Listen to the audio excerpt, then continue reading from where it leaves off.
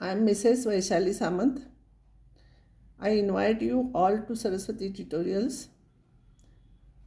If you like my video, then please subscribe it. Today I will take some more problems from complex numbers, but in the polar form. But last time I took where theta is positive in the first quadrant. But if theta is not in the first quadrant, if it is in the either second, third, or fourth, how to find out that angle? Because we don't remember for which angle theta cos is negative, where it is, in which quadrant and all. It is very difficult to remember and it is waste of time. So I'll give you one trick how to do. So if theta is not in the first quadrant, if you are getting sine theta or cos theta negative or both negative, then make theta positive if it is negative. And consider that theta is alpha. Make that angle positive and consider that angle as alpha. So z is equals to a plus ib, that is r into bracket cos theta plus I sin theta. If theta is in the second quadrant, then z you write it as r into bracket cos of pi minus alpha plus I into sin of pi minus alpha. It is very easy to remember because this is 0, this is pi by 2, this is pi, and this is 3 pi by 2. So pi minus alpha will be in the second quadrant. Then whether it is in second quadrant, third quadrant, you will come to know by using this all students take copy. If only sign is positive, cos is negative, then it is in the second quadrant. So if theta is in the second quadrant, then angle you write it as pi minus alpha. If theta is in the third quadrant, you write it as pi plus alpha. See, pi plus alpha is in the third quadrant.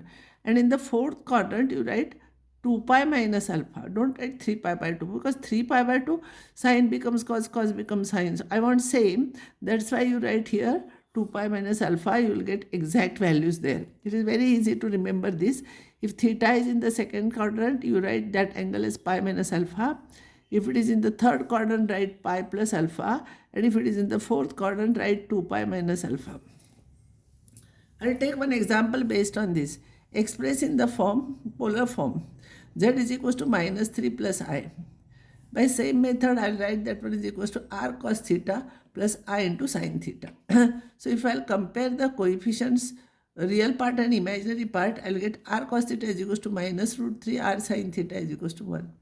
Squaring and adding, this will become r square cos square theta plus r square sin square theta is equals to square of this is 3 plus 1 is 4. So r square, this is r square. If you will take common, you will get 1 inside the bracket. So r square is equals to 4. So r is equals to 2. We never write plus or minus because this is modulus. This is modulus of z. This is always positive. So if I substitute r here, cos theta will be minus root 3 by 2 and sin theta will be 1 upon 2. Here cos is negative and sin is positive. Cos is negative and sin is positive. So theta must be in the second quadrant. So in the second quadrant, we take this one as, see, make angles positive here and write that angle as alpha here. So for cos alpha is root 3 by 2 and sin alpha is half, alpha must be 30 degrees. That is pi by 6. So cos of pi minus alpha plus I sin pi minus alpha, you write. This will be 2 into cos of 6, if you take LCM, 6 minus pi, it is 5 pi by 6 plus I into sine of 5 pi by 6. So like this we are writing. It is very easy now. We don't have tension how to remember which angle actually. At cos pi by 6 is minus half. We don't remember that one. Minus root 3 by 2, sorry. Minus 3 by 2, it is very difficult to find out that angle, pi by 6. So this is the easiest method for that. Next problem is z is equals to 1 minus root 3 into I. I will suppose that one is r into bracket cos theta plus I sin theta. So if you compare real part and imaginary part, r cos theta will be 1 and r sin theta will be minus root 3. Squaring and adding, r square cos square theta plus r square sin square theta is 1 plus 3, 1, that is 4. So r square will be 4, so r is equals to 2. So cos theta will be 1 upon 2 and sin theta is minus root 3 by 2. Now here cos is positive and sin is negative. So cos is positive, sin is negative, it is in the fourth quadrant. So theta is in the fourth quadrant. I'll take this positive and I'll write that angle as alpha. See here. Cos alpha is half, sin alpha is root 3 by 2. So cos alpha is half for 60 degrees, that is pi by 3. So your alpha is pi by 3. And as I told you, if it is in the fourth quadrant, angle you have to write 2 pi minus alpha. So this is our formula. R into bracket cos of 2 pi minus alpha plus I into sin of 2 pi minus alpha. Alpha you write pi by 3 everywhere. Simplify. 3 into 2, 6. 6 pi minus pi is 5 pi by 3. Here also 5 pi by 3. If you will see in tables, cos of 5 pi by 3 will become, here it is half, and sin of 5 pi by 3 it will be minus 3 by 2. It is very difficult to remember. That's why I told you this method. You have to remember. Second quadrant pi minus alpha, third quadrant pi plus alpha, fourth quadrant 2 pi minus alpha. Pi by 2 and 3 pi by 2 we are not using because 3 pi for pi by 2 and 3 pi by 2, sin becomes cos, cos becomes sin. So you will not get same values there. Next problem, I'll take z is equals to minus pi into bracket 1 plus I. The phi I will remove, I will attach afterwards. But negative sign don't remove because entire thing will go wrong if I remove negative sign. So it will be minus 1 minus I. And I will write this one as z1. So it is r into bracket cos theta plus I sin theta. So r cos theta is minus 1, r sin theta is minus 1. Square and add, if you square and add, you will get r square. This is 1 plus 1, 2. So r is equals to plus 2, root 2. So if I'll write 1 upon root, cos theta will be 1 upon r, that is 1 upon root 2. Sin theta will be, minus, sin theta will be minus 1 upon root 2. Both are negative. Therefore, theta must be in the third quadrant. Third quadrant, both are negative. Tan is positive. So when I'll take positive here, I'll write cos alpha is 1 upon root 2, sin alpha is 1 upon root 2. Means you will get in the first quadrant, alpha is pi by 4. And as I told you, third quadrant we write angle pi plus alpha here. So pi plus pi by 4, it will be 5 pi by 4. Here also you will get same thing. So now I think, and now while writing answer, I have not written answer, sorry. So z is equals to 5 root 2. 5 you have to write into bracket this all thing. See here, 5 is there. So 5 into root 2 because this is z1 cos of 5 pi by 4 plus I sin 5 by 4. If you want, you can take 5 inside and you can write this one as 5, this one as 5 also, and you can try, you will get same answer. But unnecessarily you will have to square 5, its square root and all. It will be problem. So I have removed, but don't forget to attach it afterwards.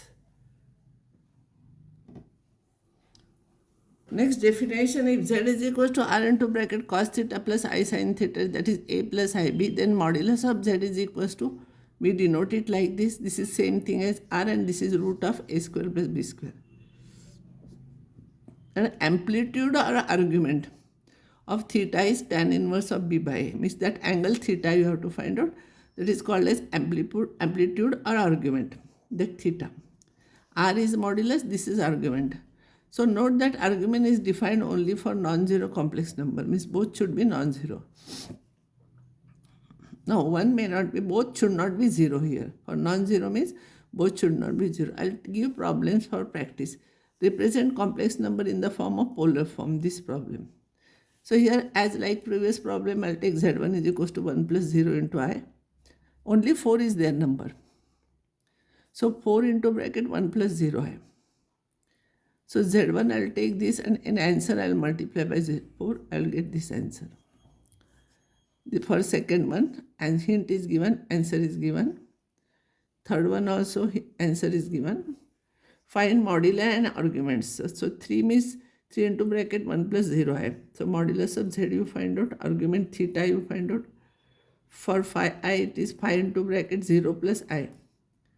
Find out modulus, argument, answer is here. For this also you find out modulus and argument of it. And here I will give some mixed problems for practice on entire syllabus. Find modulus of this and which one answer out of 4 you will have to select. For this find modulus and argument Find modulus of this. Answer is given. This is very simple. This is 0. Find conjugate means first you remove I from this. Don't remove here only sign, or don't change sign.